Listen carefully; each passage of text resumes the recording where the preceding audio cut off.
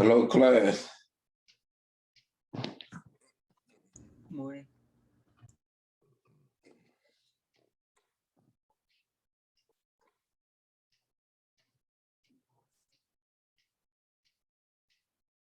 Everybody logging.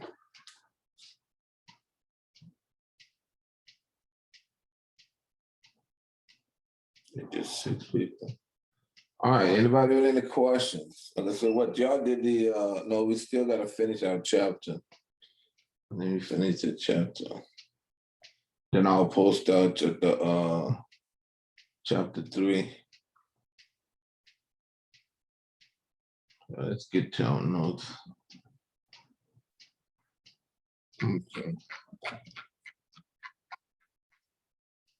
Get it on the right now.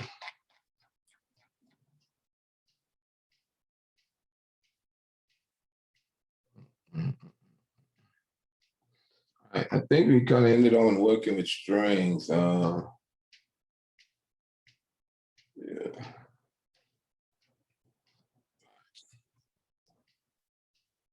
All right.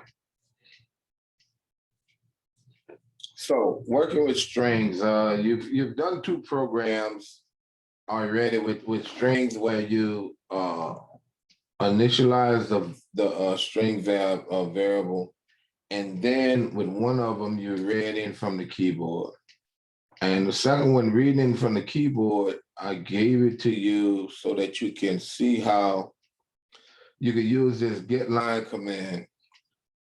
Get line CN and then input line, and input line is the variable name, where it allowed you to enter a word or a sentence with with spaces in it. Otherwise, you wouldn't be able to. Right. So the get line allows you to read up until you hit the enter key, rather than read a blank space. And you're going to see how you're going to run into those issues at times when you're trying to read in something and you want to read in the whole name, and you're gonna just do a CN, and it's just gonna pick up the first name up until the space. It's like a city. Some cities like New York, Port Allen, Los Angeles. It's 2 words. So rather than use a CN on those variables for the city, you would use a get line, because everybody's city is not just one name. So you have to accommodate for everybody. So let's look at this. Okay. So although it is possible to use the CN with the CN string operator to input string, it can cause problems that you need to be aware of. Okay. So when CN read input, it passes over and ignores any leading white space characters, right? Tabs, spaces, tabs, and line breaks. Once it comes to the first non-blank character, that's with the CN, and starts reading, it stops reading when it gets to the next white space character. So that's something you want to try to avoid. This program is a valid program, but it will not work if a person name had a space in it. If you're in the first and last name, if the city had the 2 words in it, it would give you bad data in a sense. Example, just looking at it, string name, string city. Then you would have, please enter your name. If somebody would enter John space Doe for the name, what would happen is this CN statement would read in John, because it'll read up to the blank space. And then when you hit enter, it'll get to this, it'll say, okay, enter the city you live in, but it will not give you an opportunity to enter the city, because it still have that portion of the name Doe in the buffer. So it's going to skip this, and then it's going to input Doe into city, and then it'll say, hello, John, you live in Doe, Hey, Professor, are you supposed to be screen sharing with us? I am. I sure am. Let me. Okay. 'Cause I'm I was on. about to say because we don't see anything. Yeah, because I am in the chapter. Let's see. Share. All right. Yeah, I just started talking. And my other class, I went over. All right. Do y'all see where I'm at? I'm on page. What page is this?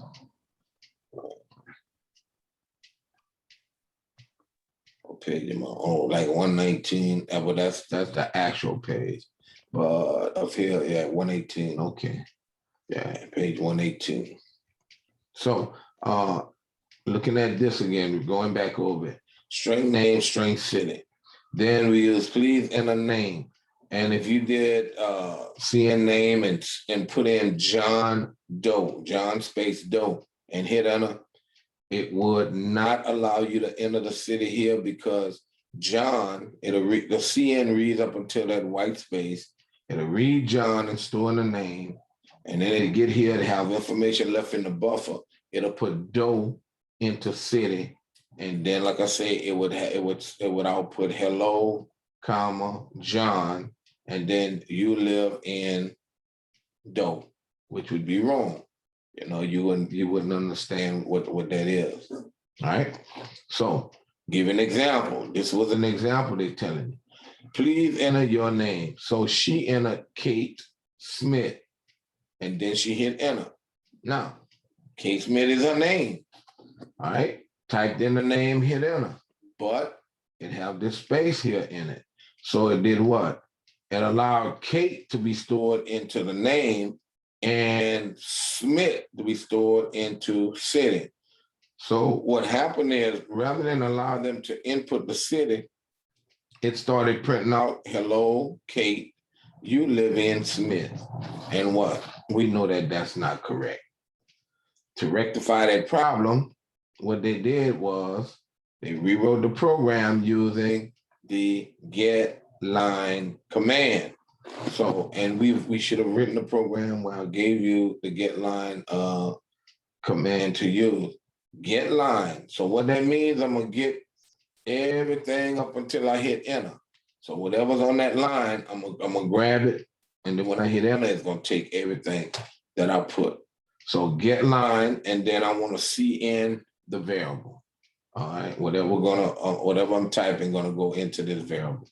So that's gonna force the compiler to read in everything up until the end line.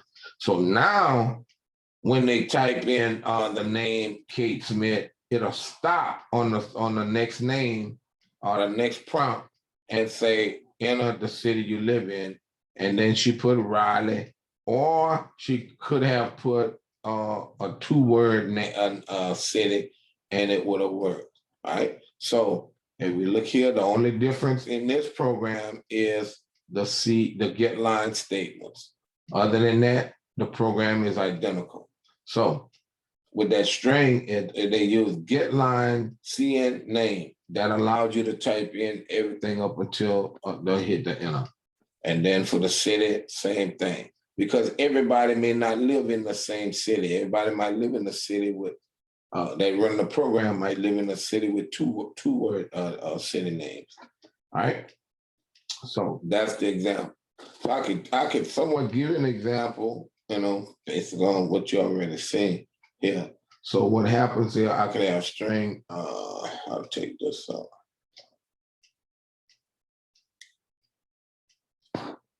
String name, comma, city. All right. So I have those two variables in the program. All right, string name and city. This is something I'm working on with the other class. That was the if statements. We're gonna get to that in our next chapter. All right. So string name, string city. So I'll take this up. So string name, string city. So now I could say cout enter name. I'll just be short. Name and then CN name.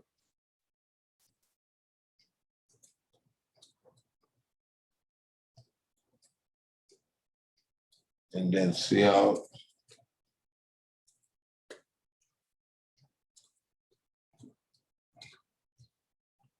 in a city.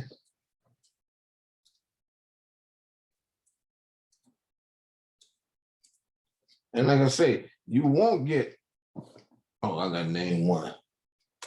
So in a name in a city. So they had a little output that said something like see out. Hello. And then name. I don't know exact hello name or period. Okay, and I'll do it in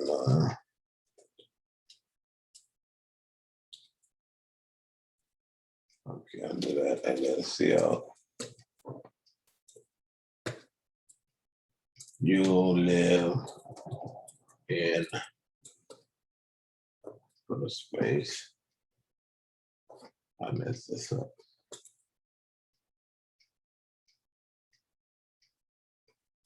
I'll do the comma. And I'll do.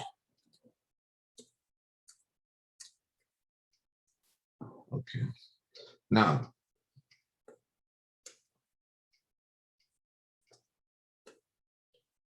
you live in and then city.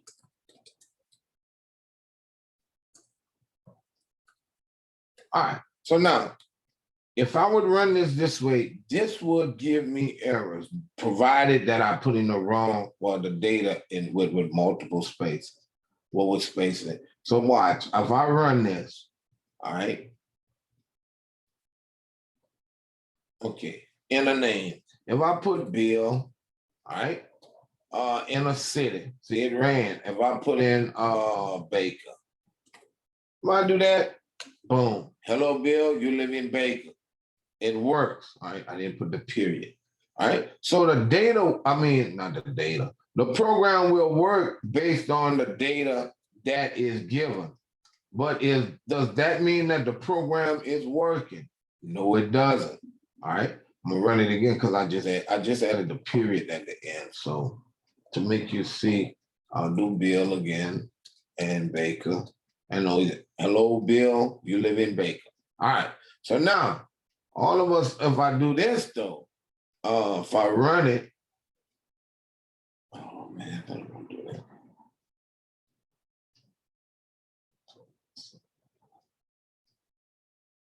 If I run it, okay, and I'll say hello, well, in the name Bill and Adam.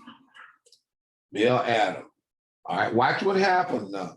I type in Bill Adams, and this is gonna cause issues just because it's CN. When I hit enter, look, it did not give me an opportunity to type in the city, but look, I spelled hello wrong. Oh, I tell you, hello, Bill, you live in Adam, which is not correct. All right. So now, so even if there was a three name, one word name, if I had Bill Alexander Adams, it would have just put Bill in the first one and Alexander in the next one, and it the hell Adam for another input later on down the road. So you got to be wise. So now to fix that problem, all I need to do is get line. All right. And then here and change this. And now it's done. Now, what most people would do is say, okay, I fixed my program. I got it right. The name is this and oh, it's straight. But not looking at the city, because what? Just as the name may have more than one name and has a space in it, the city can be the same also. All right. All cities are not just what? One word. So you would have to put in the same thing for the city. All right. And close parentheses. Bam. Now your program will accept whatever you type for name, however long until you hit the enter key. Whatever you type for a city, however long until you type the enter key. So now let's run it. Okay. Debug the program. So it gets done here. So now when I enter Bill, Adam, hit enter, asking me for the city. I type Port Allen. Hello, Bill. You live in Port Allen. So it grabbed everything up until I hit the enter key. So like I say, this is you need to keep this in mind because when you start writing code, like I say, you're gonna have input that's gonna have to read from the beginning all the way to the end of a line, depending on what's asked of you. But here I could say enter, please enter, enter full name. All right. So once I do that, you know a person gonna have more than one name. If I try to just use C in here, it will not work. Okay, it won't work. Okay, so I'm just trying to stress that to you so you won't run into those type issues. All right, so that's all it was telling you in here. Now, we know to input a single character, we use what? Char, all right? Char allows you to in a single character. If I use a string to input a single character, it will not input a single character. It will input the character plus the null terminator, all right? All right, so you got a Y. So you can use a CN for that. So sometimes you want to read only a single character of input. For example, some program displays a menu, all right, for the user to choose from. Okay, often the selections are denoted by a letter of some sort. Okay, like choose the A, B, C, D, or choose 1, 2, 3, or 4, whatever. The user chooses the item from the menu by typing a character. Okay, the simplest way to reading single character is with the CN statement. All right, so you use the CN. You can use the CN, or you should use the CN for reading in single characters. All right. Now, using CN.get. Okay, you can do that. Okay. As with string input, however, there are times when using CN to read characters does not, all right, do what you want. For example, because it passes over all leading white spaces, it is impossible to input just a blank, all right, or enter with CN, all right? So what? And I'll give you that example, and everybody should know this too. If I go back to this program, what they're saying is, if I do something like, I'll say, char letter. I'll just say char letter, and then I'll say, okay.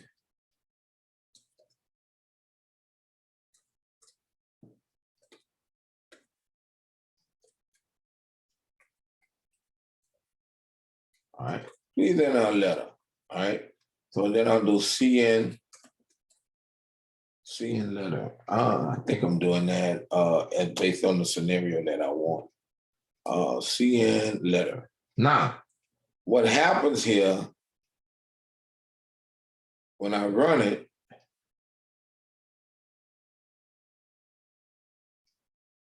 I didn't put my semicolon. Okay, so when I run it here, I debug it. When I run it, watch this. See, I can keep hitting the enter key, and what? I can even hit spaces, but it's still waiting for what?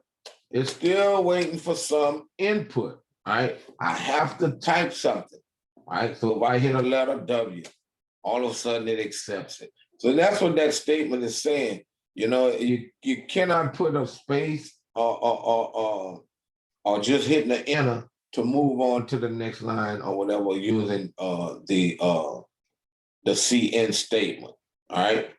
So like I say, what you can do here though, it tells us that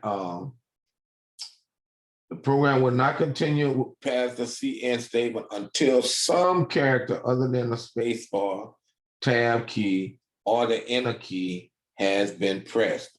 Once such a character is entered, the enter key must be still pressed before the program can continue to the next statement, which we just saw. Does the program that asks the user to press any key to continue cannot use that particular operator to read in to press on the key, because it's just gonna keep pressing on the key. Type in a character and press a key, yes, but not just press on a key to continue. So in those situations, CN object has a built-in function named get, okay, that is helpful. Because the get function is built in with CN, the CN object, we say that it is a member function, and we'll get to that in 194 about member function of CN. The get member function reads a single character, including any white space character. All right. If the program needs to store the character being read, it gets the member or it can be in read. The get member function can be called in either the following ways. Okay, so it gives you alternative ways to actually store what? The value into that variable. CN.get, and then in parentheses, the variable name, or the variable name is equal to CN.get with no arguments, semicolon. All right, so those are the two options, including, so what happens is the get member function reads a single character, including any white space character. Okay, if the program needs to store the character being read, the get member function can be called to either in either the following way. So I could take any one of these, like I could take this and put in the program and change letter to CN. So if I go back here and I change this to this, if I paste this, see, but I'd have to change this to what? Because CH is not known in this program. And I'll do letter. So all of a sudden, this becomes almost like a press enter key to continue. All right. So when I run it, let me close this. When I run it, all right. Now watch when I hit enter. See, it went to the next prompt, because what? I made it CN, I used the CN.get rather than just the CN. So those are some of the things you may need to pay attention and be aware of and keep kind of in your memory bank, so when you move on to the next level of programming, you'll understand, oh, I could do it this way, and that'll control whatever. Because you can spend a whole weekend trying to figure out how to do something when it's simply changing the way you read in data or whatnot. All right, so be aware of that. Okay. So that's what allows that to happen. So if we look at this program has paused, which means what? I did the CN.get. So he just said making the system pause. I hit enter. It's paused the second time because what? CN.get. I could type something, but when I hit enter, it's gonna go to the next one, and whatever's in it gonna go into this. All right. So either one of these I can use. But then in this one, it paused the third time because I just used a CN.get, but I didn't store the value into any variable. And then it ends. So that's all that happens. Now, sometimes, or many times, you can run into problems when you're going from CN to CN.get or whatnot. What happens is data can be left in the buffer, all right? And then what ends up happening further down, you're gonna have to use the CN.ignore to clear that buffer, so the next time it comes through, it'll have that buffer cleared, all right? So mixing CN and CN.get. Okay, mixing CN stream and the CN.get can cause an annoying and hard to find problem. For example, look at this program. All right, you got the char. See, you're going from character to numbers, and what happens is, in reading this, it reads in that value, but it keeps it in the buffer. when you read in the numbers, it's just gonna read in that number, no problem. But then when you go back to reading in let's see, well, not even going back because you're reading in this chart, then you try, and then it's gonna have information in the buffer to know where it has to stop. And then when you try to read in that number, it's gonna skip because the number, the value that's left in the buffer gonna be assigned to that input for the number. And all of a sudden, now you're running into issues. So notice what happens here. So it says, enter a number. This is the logic of the program. All right, you got char, ch, int number. But then the program says, enter a number. So down here, they entered 100 and they hit enter. And it said what? Thank you. But really, it was supposed to also allow them to input a char value, right? But what happened is with this, when the CN for this, well, for the number, with the CN for the number, there was still something in the buffer so that that information was assigned to this particular input, and therefore it didn't allow you to put in the characters and say, oh, thank you. All right. So what it says here, when the program runs line 12, which is the CN for the integer value, lets the user input a number, but it appears as though the statement in line 14 is skipped, which it is not skipped. The information is just from the buffer, is just assigned automatically because something was left over. Then this happens because CN and CN.get uses slightly different techniques for reading data. In the example, run of the program, when line 12 is executed, the user entered 100. So 100 was taken and put in the numeric value, but the return key or the enter key value was also entered or added into that buffer. So it says, and the enter, and enter is pressed, and press the enter key. Pressing the enter key causes a new line character, which is the \n, to be stored in the keyboard buffer. So if you have a buffer, look down here. This is my number that I'm going to read in. All right. So I do have what? CN number. So it's going to read in the number. It's going to read in 100 and it's going to stop there. Okay. Take 100, put in number. But look what's left in the buffer. I have something. What it is, the computer don't really care what it is. It's going to take it and said, okay, what's the data type? I'm going to take it and convert it and put it into CH. So it's going to put that in CH, not allowing you an opportunity to input that value. Now, how can you fix that problem? Well, let's finish reading this, what it said. In a sense, the CN, the stream statement in line 12 begins reading the data that the user entered and stops reading when it comes to the new line character.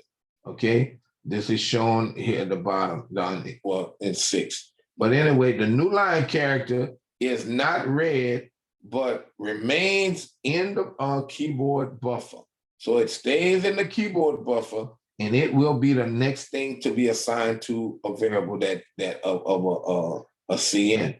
So when the CN.get function in line 14 executes, it begins reading the keyboard buffer where the previous input operation has stopped, and it stopped reading what? The 100, because we read in integer.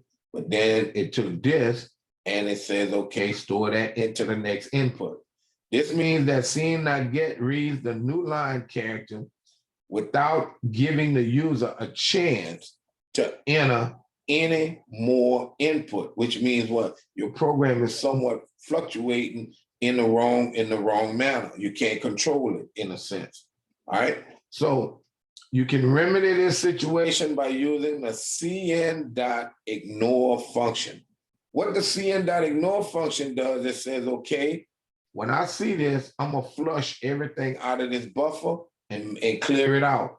So therefore, when it gets to that statement, CH equals CN not get, it says, boom, okay, I'm waiting for some input. You type the input and then it continues on.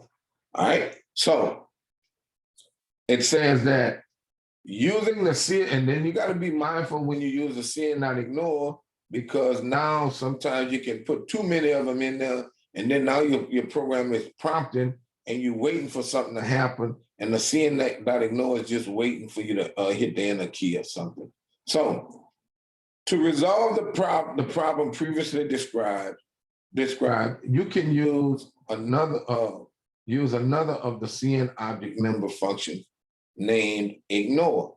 The CN.ignore function tells the CN object to skip one or more, whatever's in the, okay, like you can do the whole buffer by default, CN.ignore, bam, everything in the buffer. Or you can do from to a certain amount, all right, so number of characters, all right? Or you could do characters up until the new line. So it's different tricks you can do. Most of our programs that we write, though, we are doing the CN.ignore because we clearing the buffer, we inputting a short piece of information and continuing on. All right, but there are different options that you can use. Okay, here's the general form. The argument shows the parameters that shows the parentheses that the parents are optional. If used, N is an integer and C is the actual character. So it says they tell CN to skip N number of characters or until the character C is encountered. All right. So like I say, these are some tricks you can use. All right. For example, the following statement causes CN to skip the next 20 characters or until a new line is encountered, whichever comes first. If no argument is used, CN will skip only the very next character. All right. Here is an example: CN.ignore. So it'll just skip and it'll clear the buffer. And normally, if you only reading, if you're doing just one CN, because you know how normally you can do CN 5, CN a name, a number, whatever. So when you're inputting multiple values of different data types, then it might be an issue where you need to do this. But if you're just reading in a value, then doing whatever, reading the next, doing whatever, normally this CN.ignore would be suffice. All right. So look how they modified this program. So same program as this one, okay, where it didn't allow them to type in a character. So what happens? Okay, here they ran in the number 100. So it says enter a number, you enter 100. But then what they did, CN.ignore just what? Clears out the buffer. So now I'm working with a fresh buffer again, okay, because when the program first starts, your buffer is cleared. Okay, it ran in 100, and then the enter key is hit, and so that enter key is left in there. So now, when you try to enter a character, now you when you just CN.ignore, now you are able to what? Have a clear buffer, and now you can get that character, and then the program continues on. So just a simple CN.ignore. Now, if you notice, this is needed most times when you're going from numeric data to character data, okay? Because you're gonna see when we're gonna start, which is next, the chapter after the next chapter. We're gonna start doing loops where you're gonna be looping and read and executing a block of data more than one time. So if in that block of data you're reading in number, letter, all right, then you come back and read again, number, letter. What happens is, all you could do letter, number, whatever. So what happens is, if you're doing number, letter, when you go back to read again, you're gonna have to what? Well, now when you go back to read again, before you read that letter within that last CN, all right, you're gonna have to clear the buffer to read the letter, and then go back number, clear buffer, read letter, number, clear buffer, read letter. Or if you got letter, you're gonna read the letter, all right? Then number, come back through, you're reading another letter, but you're gonna have to clear that buffer before you go back to read another letter, number, clear the buffer, read a letter, number, clear the buffer, read a letter. So you're gonna see how it's gonna come into play when you're gonna be reading data multiple times, right? In this, it's like, oh, I'm reading one time, I'm going from number to letter. Oh, I need to do a send that ignore. But when you start looping and whatever, you're gonna have to be mindful, and it's gonna be a little bit harder to figure out where to use it. But it's basically the same principle, same exact principle. All right. So string member functions and operations. So what they're showing here is I can concatenate two strings. All right. Where, like say, if you had the person's first name and last name, you can do full name is equal to first plus last. And then you've got their first and last name. All right. By just using the plus symbol. All right. So that's all it's telling you. So look at here, string, state, city. All right. And then what? Int size, the string, the state length. So you can find the length of a string. So let's look at that in here. So what I'll do, I'll take all this. I'll take this out. I'll take this out. All right, I'll leave that in, and I'll say take this out. I'll leave me. I'll take this out. I'm gonna change this. So if I say something like CN in a full name, all right, and then I'll get the full name. Now, then I could do something like int is equal to string length. That string str and I'm like, oh name. I think it was string length. Let me see. I think it was the function string length.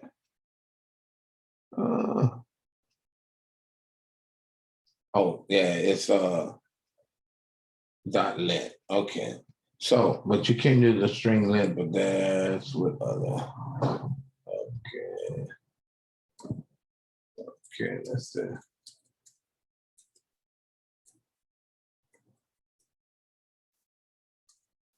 All right. All right. So what happens is going to read the name, the length of the name, and store it in the LEN. What was the other one that they had? I can concatenate. So then if I do something like CL, and I'll just, it ain't gonna look pretty.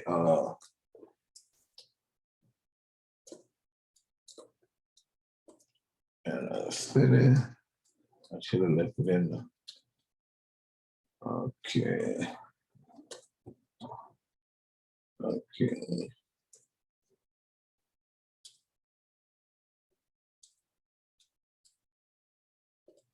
All right.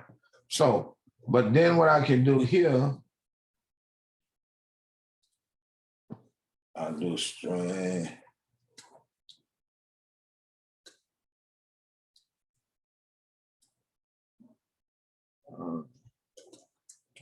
I'll call it STO. All right. So I'll go here. STO is equal to name plus city. All right. Now I can do a cout. I'll do them all separate.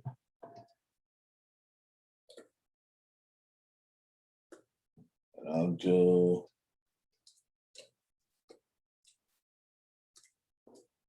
it should give me all of them.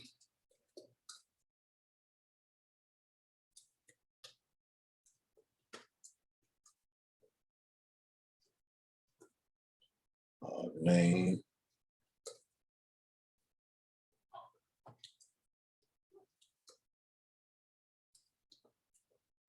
Okay. And then see out, I'm gonna output the length.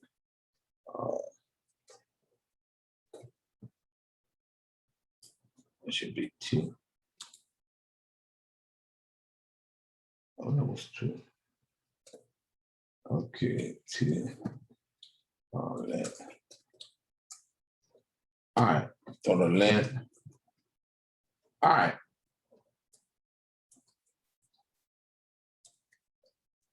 Now, so let's run this. All right, so we run this, we debug it, and now I can use those string functions to get, oh, I got an error. Say no.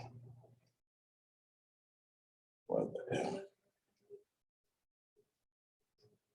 Oh no, that's because the program was already running and I made changes. So let's run it again. All right, so we run it. So enter a full name. So I'll say Alexander Bell, all right? Enter a city, Port Allen. Hit enter. All right, so look, STR, Alexander Bell Port Allen, but I guess I could have put a space in it, whatever. But what it did, it concatenated the two. It took both of those strings and made them into one and put it into what? STALL, which was lowercase. I just made it up in case for the output. The name, Alexander Bell.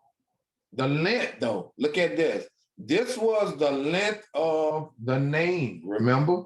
Look, what happened?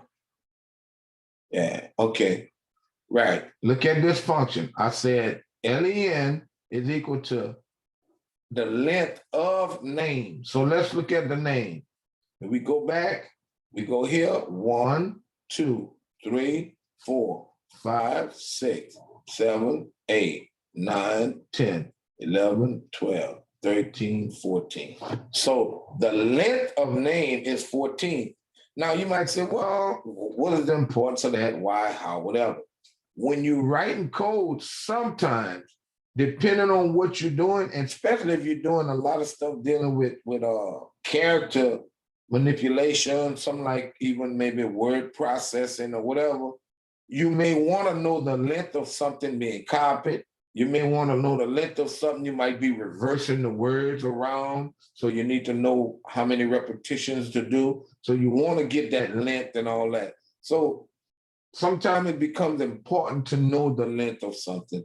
And even if you concatenating something, putting one thing in another, in the size of an array is a certain size, it's good. It would be good to know the length so you'd have enough space to be able to put that, to know that you can put it in that array size. So there's many different things you may want to know the length of something for, right? Or you may want to cut it short, and reduce the size of it. So many different things. So those are some of the string functions that can be used, all right? So you got the length, the length of a string you can find out, and you can concatenate by just simply using the plus sign. I know when I use PHP, which is something that's used on the web platform, when you're coding, they use a period. So I could do in that language, I would use name dot city. So you see, different programs may use different commands or operands, but they're still basically, doing the same thing, in the same fashion. But you just have to know the syntax and how to do it. All right. So anybody with any questions so far? Any questions? All right, questions? Okay. No, so like sir. I said, okay, so you can concatenate and whatnot. Now, with mathematics, all right, in order to use, now with the string, to use the string functions, we have to load our what? String library. And if you notice here, I have my pound include, my string library.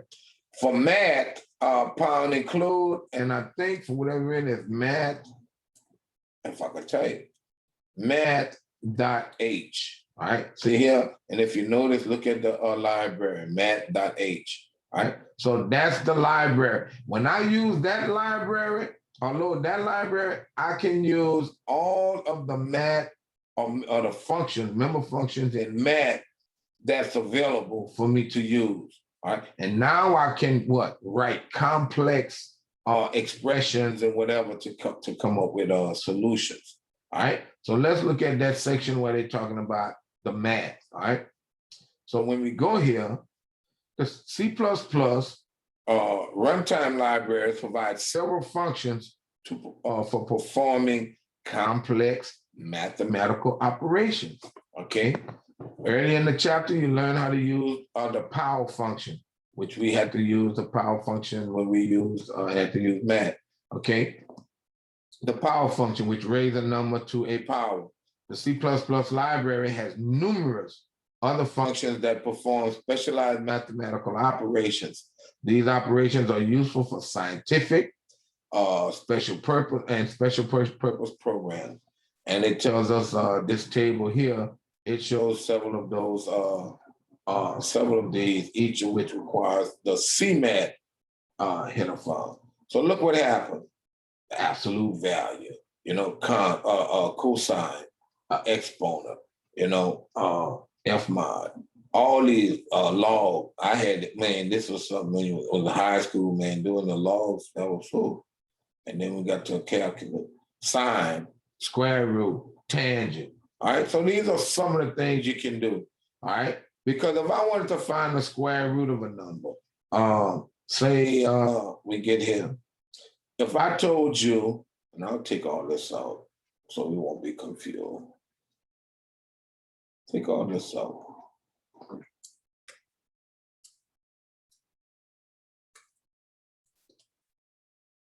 Somebody give me a positive number, or give me a number. I'll say int x. Give me a number. I'll say number. 22. Huh? You said even number, right? Positive. Any number. Just 22. Okay, 22. All right. So if I do something like this, I'll just do the C out. I could have. Well, let me assign it a value, and I'll say answer. Okay. So I'll do something like ANS for answer is equal to SQRT number. So for a type. So what should my output be, class? If it's integer.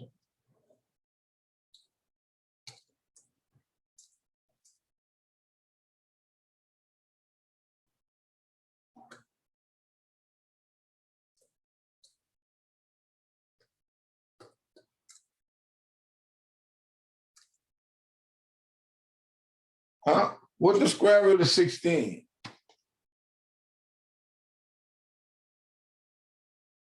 Hello? 4. All right. What's the square root of 25? 5. So we know the square root of 22, if we doing int, will be what?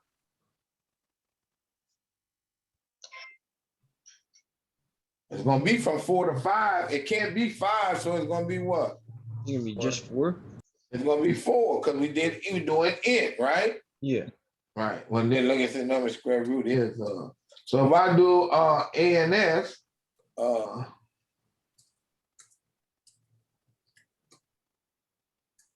when I run this, I should get 4, right?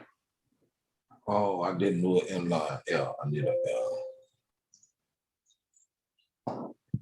All right. So when I run this, hopefully when my errors are gone. Bam. So you see what I'm saying? That square root. So then even if I change this to 144, what's the square root of 144? That's gonna be that 12, right? 12 times 12 is 144. So when I do the debug on this, I should get 12. So Professor, is it kind of similar to almost like a remainder concept, like the concept of a remainder, and it goes to the number, I guess it rounds downward? Is that what I'm getting at from this? No, but the square root gives you the square root of you gotta understand the square root. The square of a number, like 8 and 8 is what? 8 times 8 is what? 64. 4. So the square root of 8 is 8. I mean, the square root of 64 is 8. Mm-hmm. You know, so you got to kind of understand the square root. Now, let me see if I change this to float. Because normally you can have the square root of something could equal to whatever point, whatever. Let's see. Let's say float. Like sometimes the square root could be 4 square root. Square root of what? Square root is 4 sometimes or 4 times 2 or whatever. But let's do the debug of this, and you should get point whatever. I think you get your point. Oh, it give me 12. What will give me the whole number? Okay, float. Yeah, square root gonna give me a whole number. Yeah, again. Right. Square root gonna give me the whole number. So, but it gave me, didn't it give me a 1 in the last time? Because it said something about the float value, but it's not doing it now. Because that's because it's 12. Let me change this back to what number we use, 22. All right, there we go. Now we're gonna get our decimal. Should I get our decimal?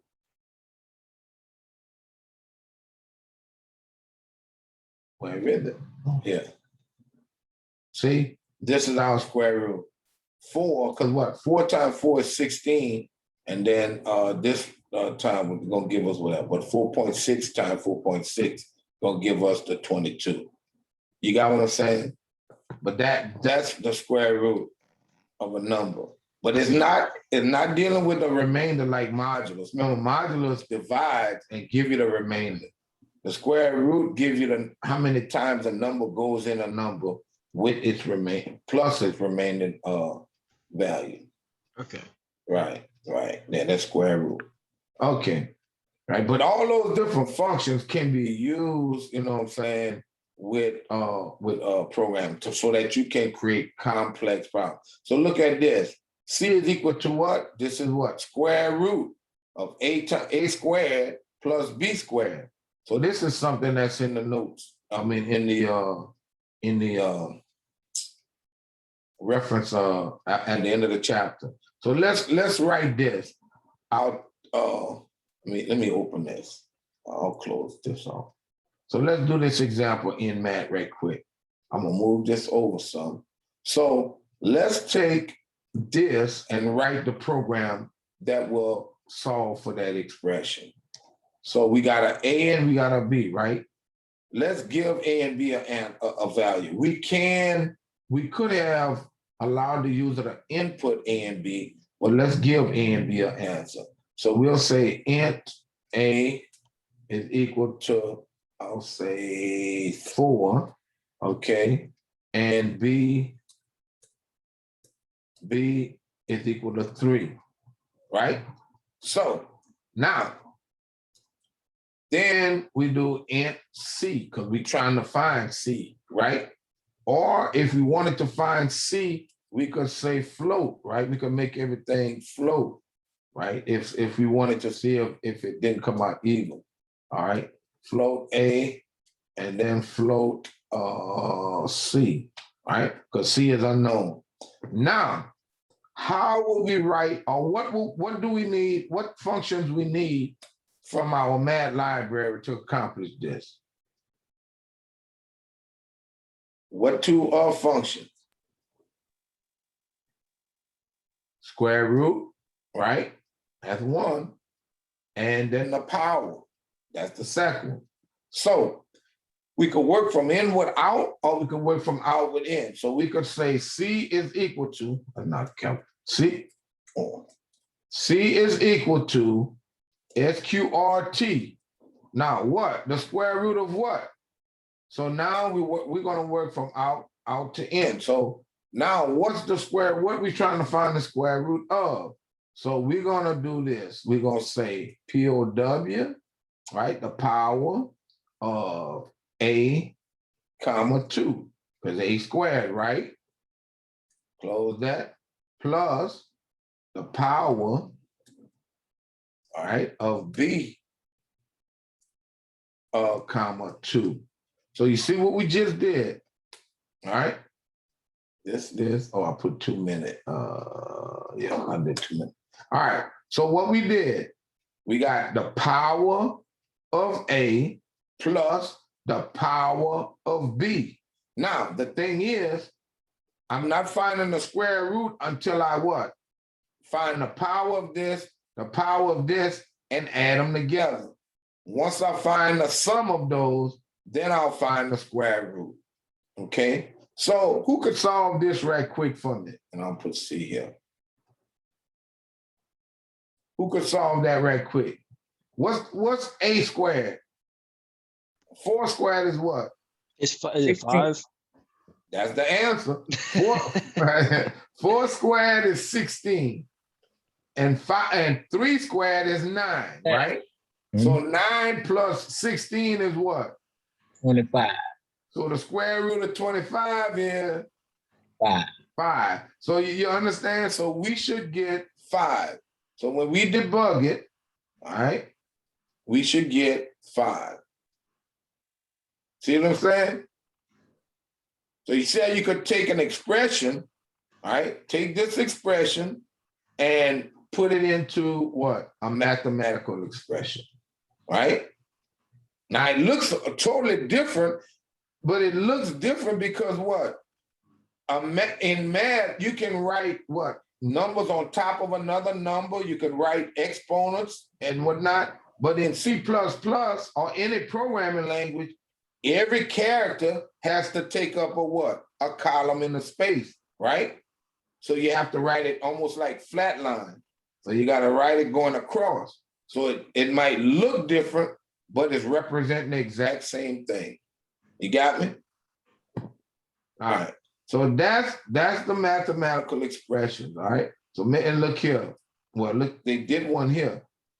Pretty much the same thing. The square root of, and this the parentheses around all of this, the power of A squared of the power of B squared. And what they use, well, they allowed them to enter it. So they could have entered the value, and whatever value they entered, A would have been squared. Whatever they entered for B, B would have been squared. And then the square root of that would have gave you what C was. Now, I'm gonna ask you this question. If we're looking at this and we see set precision 2, first of all, what header file need to be loaded for us to use this particular command?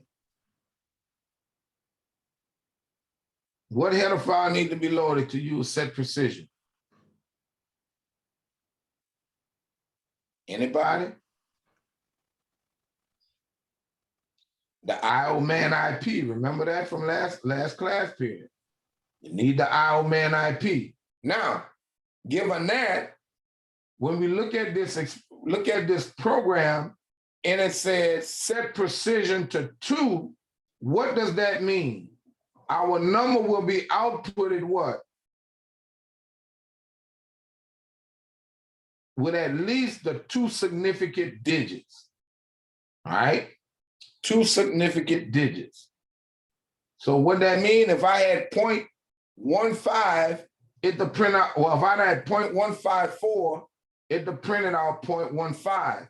If I'd have had, well, what they had was 13 point whatever, they're gonna just give you those 2 numbers, 13.0 or whatever. It's gonna give you the 2 significant digits, the 13. If it was 135, it would have given you 135 because what? All those digits are significant up at 1, 3, and 5. But it would have given you at least the two significant digits, which is the first two whole numbers in this particular example. All right. So that's basically what's happening. So you got to be able to understand what's going on. There's also something that deal with random numbers. Now, the random function by itself is pretty useful, but one fault with it is that when you write a program dealing with the random function and you run your program, it's going to run the program starting off with the same random numbers all the time. So and we've done a little research. What they've done is they have some type of formula to where they actually pull the time and the date so that when a program is ran, it randomizes a number based upon the time and date. And what they said is, anytime a program is ran using that time and date, there's no two times you're going to execute that program at the exact same time. So it's almost always a different date, maybe, and there's always a different time, which allows you to possibly get a different random number each time. Because what? The difference in the random number going to depend on what? The size or the limits of that random number. Because if you're going from 1 to 5 as random numbers and you're using a time and date, well, it's going to be likely that you might hit 5, 10% of the time, 15% of the time, 20% of the time. But if your range is from 1 to 100, now your likelihood of hitting 5 that many times is the percentage is really dropping. You know what I'm saying? So that all those factors come into play. But still, if you're doing a dice game, you don't want 6 to come up all the time when you first start. You know, you want that number to be randomly changed. So, but random is a function that's used also. All right. So you can write a program to grab a random number where they're using a random to get number of 100 to get a different number each time a program is ran. And there's many other functions. All right. So debugging and hand tracing. And we talked about this, but let's look at this. This allows you to go through your program, each line, and knowing what values are. So let's kind of just briefly look at this and what they kind of wrote it out here. So let's look at this one. At this point, double, num1, num2, num3, and average. We don't know what neither one of them are because they're not being initialized, correct? So we don't know what they are. Enter first number. We still don't know what any of these values are. Oh, CN number. But when you hit enter at this point, you will know what the first number is. All right. Enter second number. You still know what the first number is. It hadn't been changed. So that's what the first number is. When you CN the second number and hit enter, your first number did not change, but you entered a second number and it was stored into that memory location. So now you have the first number and the second number. When you get to the prompt, you still know the first and second number. They hadn't been changed. So then you get to CN num3. So now you got the third number, but you also have the first and second number that hasn't been changed, which means they haven't been overwritten. Nothing been added to them or anything. They are still the same numbers.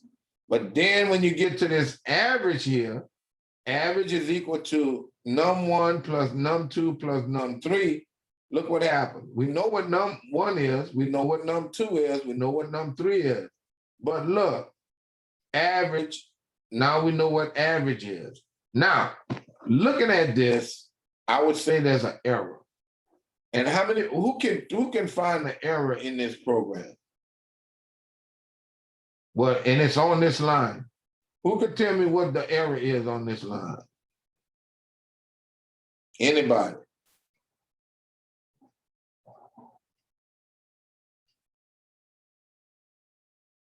Anybody? All right. the error is to find the average, you don't just divide by num3 by number, by this number. Because what? To find the average, you have to add num1, add num2, and num3 together. But what? Remember our parentheses though? right. Remember, you always multiply and divide and do the modulus before you add and subtract. So looking at this, and that just might be a typo in the book. Looking at this, they should have had parentheses around all the numbers that they add together. Find the sum and then divide. You got what I'm saying? So that would be some type of a logical error, because you would not get a syntax error with this, but you would get the wrong answer, right? And then look, print out the average. Okay, we know this didn't change, this didn't change, this didn't change, and that's the average. So what they're saying is, you can create you a little chart and go line by line to see when and if a value changes. So you can almost do like the computer does and track when something is being changed, what the values are, et cetera, et cetera. Now, and I would say this is important when you're dealing with math issues and you're not quite understanding when something is changing, when a value should be doing something or whatever. If you take it and if you can go through it with a pencil and know when to add, when not to add, whatever, then you could take it line by line and then start saying, okay, I need to assign this value at this time. Oh, I need to subtract one at this time from this value. Oh, I need to do this from this, which make this. And then it'll make you a better programmer. Now, it does take time, but I'd rather take a little time and be precise than try to put something together and I got some output and I'm not very sure that it's correct, okay? But like I say, those are some techniques that you could use, all right? And look, it asks, do you see an error? Well, we saw the error and we kind of fixed the error. So look here, the parentheses around the summation of the numbers and then divide by 3, because just this would give you an error here. Not well, a logical error, not a syntax error. All right. Now, here, variables, we know we could name variables, like I say, however we want, as long as it doesn't begin with a number, don't have special characters, and they are what? One word. All right. So it says here, this shows the name constants of variables needed. So that would be for program. So that's a particular program they write. They're telling you what the variables are that you should use in the program. All right. So that's all that is. So that's homework assignments.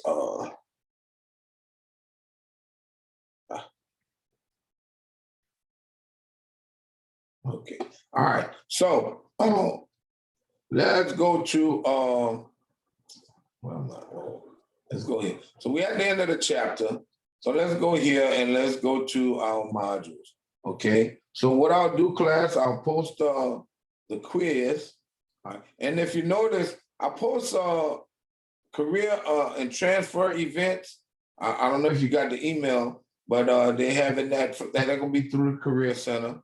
There are some summer interns, internship opportunities. Like I say, you can go and check those out. You may be interested. Like I say, they'll help you out and it make you get you in the environment of your field. And like I say, you get to meet contacts, different people, whatnot, and depending on how you work. Like I say, you could be called again, and even when you graduate, hey, you have people that may be contacting you, or you can call, for a particular job, or even work research, or either get transferred to a school or something. And then we got the REUs at LSU in the summer. I think these interns also maybe at LSU, but there's some others. So check these out. Don't wait to graduate, then try to get interns or do whatever. Try to do them as early as possible, soon as possible, so you can get a feel of how computer science work. Because, and I'm not trying to say it as a negative, but some people, they say, oh, computer science, I want to be computer science. But then once they graduate and they get in the field, it's like, well, I'd rather do other things with my hand. I'd rather be out, whatever. So it's almost like you know, spent all of this time learning and everything about computer science, and it's in the classroom. Then you get into the real world of it, and it's like, this is not quite what I want. And you, like I said, you done lost a lot of time. So get out there, try to get interns, and like I say, see what it's like. And like I say, hopefully you like it because you're in the field, and then you'll be able to talk and meet people and be a part of other things and whatnot that'll help you advance your career, you know, in computer science. So don't try to be a loner. You know, try to be out there. All right. Now, so I'll add the reading assignment, and I'll keep this open until what I had. Let me edit this because today is the 16th. So this will be okay. This will be till the 16th, 11:59. All right. So that'll be. What did I do? Oh, I did. I was February. Yeah. Oh, the 22nd. All right. So it'll be March 22nd. January, March. Yeah, this is March copy. Okay. So that's that read quiz. All right. So that'll be set. I didn't publish it. All right. So now the actual chapter 3 quiz. Okay. And I need to change something on that. Change that. All right, so you do have your 2 opportunities. And this will be this date. No password, because sometimes I'll be forgetting the password. All right.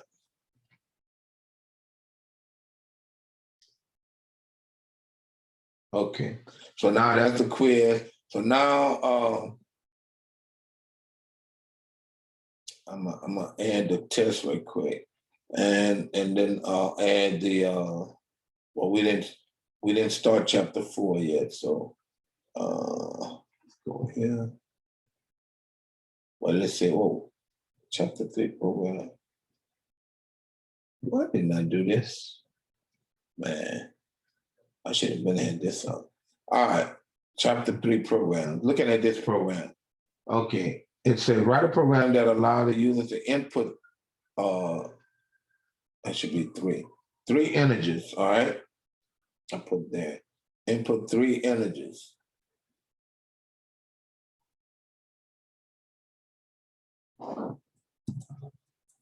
All right, 3 integers. So calculate and print the product, all right, of the 3 numbers and determine if the product is odd or even. Yeah, I said I'd do that. Okay. Even if it's odd or even. Now, look at the next chapter to determine the if statement. And like I say, if you got issues, you can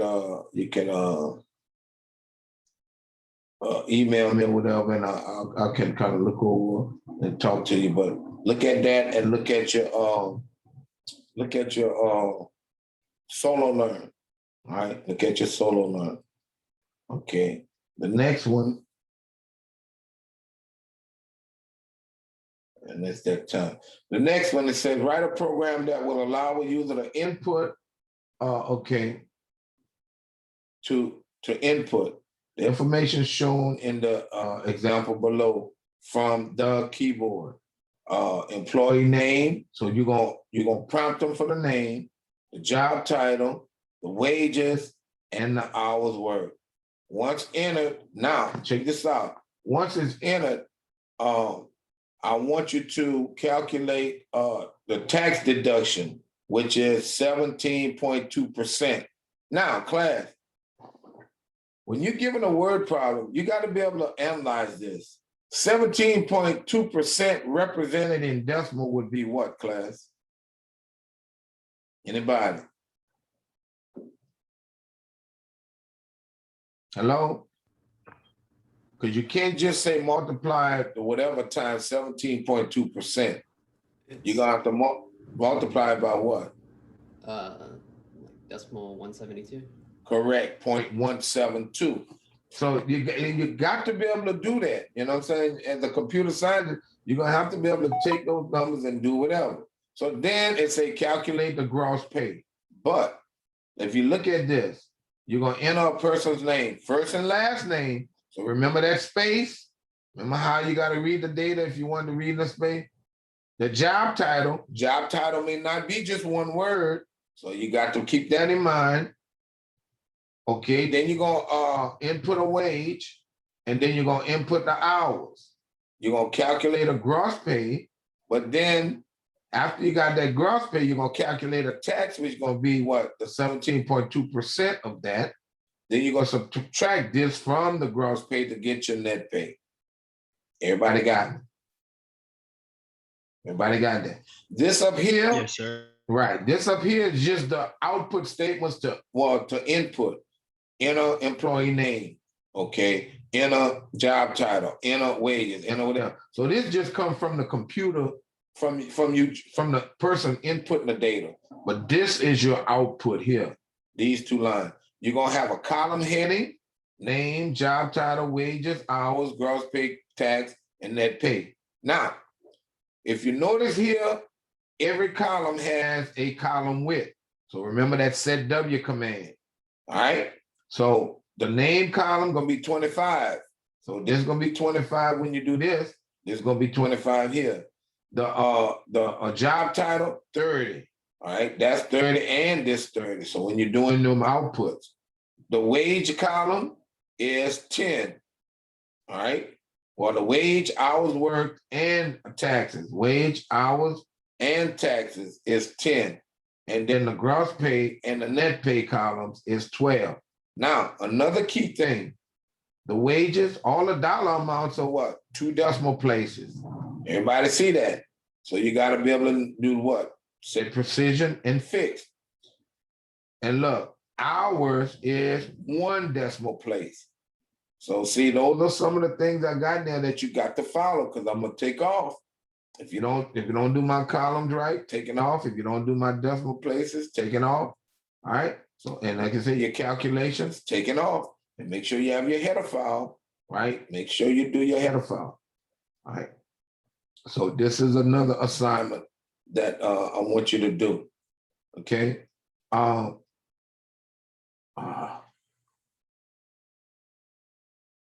And then I think it might be one more, and then I'll post the test, and then you could go. Oh, that was the last one. There was one more thing. So the next one, all right, in this one, simple program, but you got to read the instructions, do what I ask. Write a program, write a C++ program that will prompt the user only what? Once. Only once. So you're going to input the first, second, third, fourth, and fifth test score all at one time. So you're going to have to write that CN statement to read them all at one time. We went over that, where you can enter multiple data at one time. All right. Once scores are entered, calculate the average. We talked about the average just now, where you have to what? Group all your additions and then divide by the number of scores. So you shouldn't come up with the wrong answer, because we went over that in the notes. Output the 5 test scores and the average as described. All test scores must be displayed with 1 decimal place. So you're still using that set precision, but then now you're using fixed, right? But then the average, I want 2 decimal places, all right? Output column headings using the column width of 10. So when I do see out test 1, test 2, test 3, test 4, test 5, and average, I have to set a column width for each one of them to 10. All test scores and average must have must be displayed with one decimal place, right? Wait, on one line of output. So this for the test 1, test 2, test 3, test 4, test 5. So I want one line here of output, one line here of output. And then using the same the sample data below, align output of test scores and average with the first letter of the column heading. So what? Are you aligning to the what? To the left. The first letter of the column heading to the left. So you're aligning everything to the left. All right. So make sure you understand that. Because I will take off. I'm giving you the instructions as to what to do. Just follow what I ask. A lot of times students say, well, do you want, hey, if it doesn't say it, don't have to worry about it. But what I asked for, I'm looking for it. Okay. All right. So those are the 3 assignments. And now I'm gonna post a test and then you can go. Oh, this is the 4th one. Oh, and a 4th one. So I'll add this one too. This one, you're taking this expression, you're gonna give A, B, and C a value and find us and then finding the answer, the square root of B squared plus A 4AC. What some students do, I don't know if they're going online and trying to get somebody to do it for them, whatever, but they try to do the quadratic equation. This is not the actual quadratic equation. I just broke it down. But some students try to give me the question, but wrong, because this is what I give you. Only do what I give you. All right. So so this is the last one. And like I say, these are all examples that we done went over in the chapter. All right. So there's not long programs, but they can be long if you forgot some of the things that we went over in class. All right. Now, so that's the last one. Okay, I think that's it. Yeah, because the next one is chapter 4. So now I'll put out the and I should have had these tests out earlier, not tests, assignments earlier, but I overlooked them. But you should know how to do them now. So let's go back to modules and do the tests, and the tests will be available until Monday. All right. And hopefully my Proctor U stuff is up. No, oh man, why? Okay. I don't know why my system does this with this Proctor U thing. It says it install. That's done.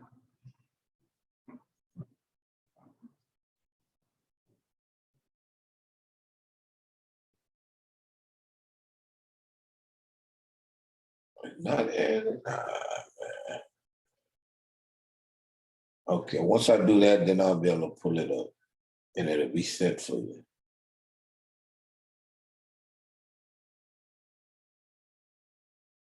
Come on, computer. Okay. All right. All right, so that's done. So now when I go back, then I'll go to the module. Okay, and I'll go to the test. It should be okay. I don't want test 2. Test 3.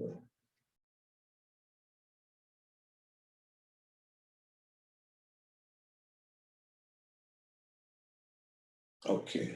All right, it's not published. All right. So now what I'm gonna do, I'll edit it and I'll change the number of attempts and then you should be straight. I want the date.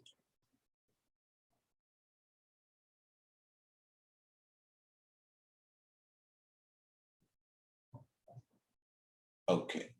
All right, so change this and change the date. What is this? Oh, that's not required. All right, paste here. Paste there.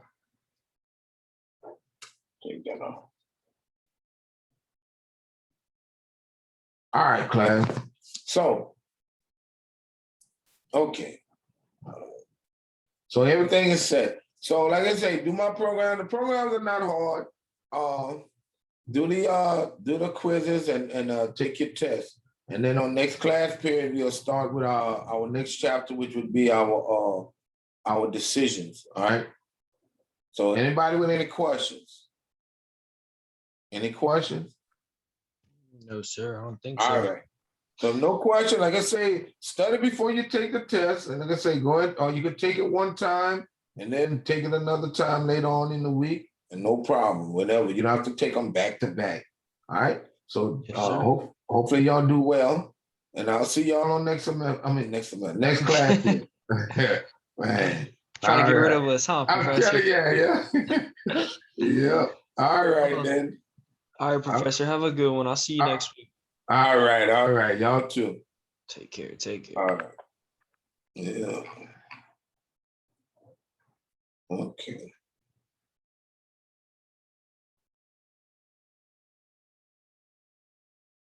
Okay.